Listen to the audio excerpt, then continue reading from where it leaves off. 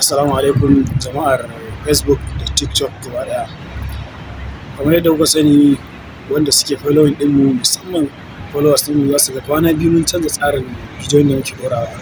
To mun koma tsarin za a yi tambaya akan rayuwar manzon Allah sallallahu alaihi wasallama da kuma Ƙur'ani da kuma tambaya wacce ta shafi yarenmu na Hausa wato yaren iyaye kenan.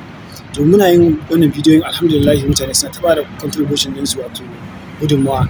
Wasu suna turo kuɗi suna cewa a gashi nan ana taimakawa ‘yan uwa da musulmai wanda suka musu tambaya. Wani zai turo kuɗin ba tare da tambaya ba, wani kuma zai turo ya tambaya ya ce yana so a bashi amsar wannan tambayar. To kamar yadda dai kuka gani kwana biyu muna yin bidiyo. Kuma mutane da dama matsalar da ake fuskanta shine sai su ce wai ina WhatsApp number take? Mutum zai ba da amsa ce amsar ka ta yi daidai kai magana WhatsApp. To amma sai ka ji mutum yana kiran to ina WhatsApp number take? To abin da nake so mu tattauna a kai shi a yau shine kenan. Abu ɗaya ne zuwa biyu. Da wannan matsalar da kuma matsalar da muke fuskanta ta idan mutum ya ba da amsa daidai ya ce ina WhatsApp number, an faɗa masa WhatsApp number an ba shi, to wani zai iya zuwa comment ɗin da kai ba ya duba reply ɗin da aka baka wannan number kafin kai magana shi sai ya ga ya magana. Mun fuskanci irin wannan matsalar sau ɗaya sau biyu har kusa sau biyar. Mutane suna cewa su ne suka ba da amsa sai daga baya in na tura mutum kuɗinsa sai kuma wani ya zo shi ma ya ce shi ya ba da amsa, sai in ce ta ya zan gane, sai ga mutum ya yi screenshot ya tura cewar shi ne ya ba da amsa. To wannan ya sa na gane to in Allah ya yarda bidiyon da zamu ringa saki a nan gaba za mu ringa ɗora number WhatsApp ɗinmu a website YouTube channel ɗinmu mai suna Almas TV. Duk bidiyon da ka ga mun ɗora a TikTok to insha Allah idan ka garzaya YouTube channel ɗinmu za ka ga bidiyon sunan da muke saka masa a YouTube ɗin muna sa masa tambaya mabuɗin ilimi.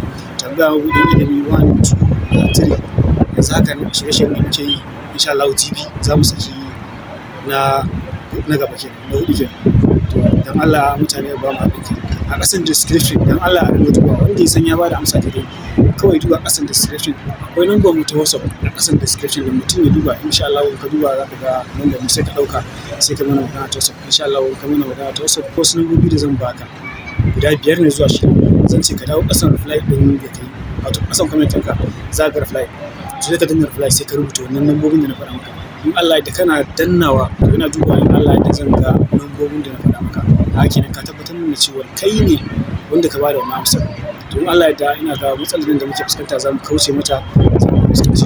Wanda kuma suke so su bada ƙwarin gudunmawar su kamar irin wannan gudunmawar su to za ku ga suna so su bada gudunmawar su to amma saboda ba su samu WhatsApp number ba su samu yadda za su yi magana shi sai ta private a Facebook ko kuma a TikTok za ku ga suna mana magana sai ka ba mu number ka ta WhatsApp ko kuma ka yi mana magana ta WhatsApp.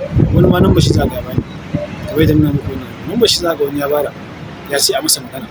To idan aka yi musu magana insha Allah wasu za ka ga sun ce a ba su account number kawai sai su turo kuɗin su ce a raba wa al'ummar musulmai saboda rage raɗaɗin rayuwa da ake ciki yanzu.